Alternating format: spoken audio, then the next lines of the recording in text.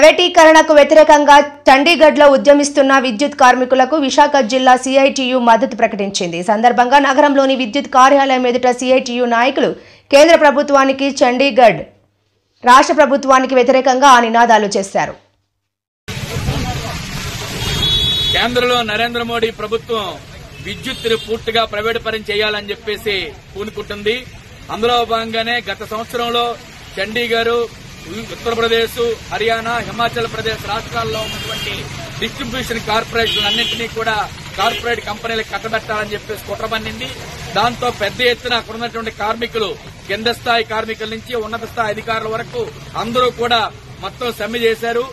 హిమాచల్ ప్రదేశ్ లో ముఖ్యమంత్రి ఇంటికి కూడా కరెంటుని సప్లై ఆపేసి బంద్ చేసి పోరాటం చేయడం వల్ల ఆ ప్రభుత్వాలు తాత్కాలికంగా మేము ప్రైవేటు పరం చేయము అని చెప్పేసి వెనక్కి వెళ్లాయి. ఇప్పుడు దొడ్డిదారిన పూర్తిగా చండీగఢ్ ప్రభుత్వం విద్యుత్ని డిస్ట్రిబ్యూషన్ కార్పొరేషన్ ఏదైతే ఉందో దాన్ని ప్రైవేటు వాళ్ళకి ఇవ్వాలని చెప్పి నిర్ణయం చేసింది. గత నెల రోజుల నుంచి కూడా చండీగఢ్ కార్మికులు పెద్ద ఎత్తున ఈ ప్రైవేటీకరణ విధానాలకు వ్యతిరేకంగా పోట్లాడుతున్నారు. దేశం మొత్తం మీద విద్యుత్తులో పనిచేస్తున్న కార్మికులందరూ కూడా వారికి సంఘీభావంగా అండగా ఉండడం అనేది జరుగుతుంది. చలో చండీగఢ్ డిసెంబర్ 25వ తారీఖున నిర్వహిస్తున్నారు. వారి పోరాటానికి మద్దతుగా రాష్ట్రంలో అన్ని ప్రాంతాల్లోనూ కూడా ఈ రోజు నిరసన ప్రదర్శనలు, సభలు, ధర్నాలు చేయాలని చెప్పేసి కార్యక్రమం చేస్తున్నాం. అందులో భాగంగానే ఈ రోజు విశాఖపట్నంలో చండీగఢ్ విద్యుత్ కార్మికుల పోరాటానికి సంఘీభావంగా ఈ కార్యక్రమం నిర్వహించడం జరుగుతుంది. నరేంద్ర మోడీ ప్రభుత్వం విద్యుత్తుని ప్రైవేటు పరం చేయాలని పూనుకోవడంతో మన రాష్ట్రంలో ఉండే చంద్రబాబు నాయుడు ప్రభుత్వం కూడా పూర్తిగా విద్యుత్తును ప్రైవేటు పరం చేయాలని చెప్పి పూనుకుంటుంది.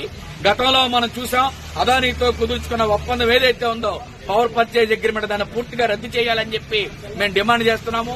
ప్రజల మీద భారాలు మోపేటటువంటి ట్రూ అప్ ఛార్జీలు గానీ, ఇంధనం సర్దుబాటు ఛార్జీలు గానీ ఏవైతే ఉన్నాయో పూర్తిగా రద్దు చేయాలి. స్మార్ట్ మీటర్లను ఈ రోజున ప్రవేశపెడుతున్నారు. గతంలో లోకేష్ బాబు పాదయాత్ర సందర్భంగా ఎక్కడన్నా స్మార్ట్ మీటర్లు పెడితే దాన్ని బద్దలు కొట్టండి అని చెప్పి పిలిపించాడు.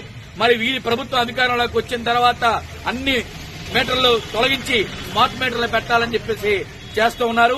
ఈ స్మార్ట్ మీటర్లను తక్షణమే రద్దు చేయాలని చెప్పేసి మేము డిమాండ్ చేస్తున్నాం.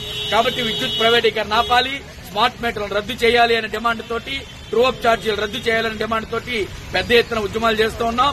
ఈ ప్రభుత్వం గనక విద్యుత్ భారాలు తగ్గించకపోతే ప్రజలందరినీ సమీకరించి, కార్మికులను సమీకరించి పెద్ద ఎత్తున మరొక విద్యుత్ ఉద్యమానికి పోరాడతామని చెప్పేసి తెలియజేస్తా ఉన్నాం.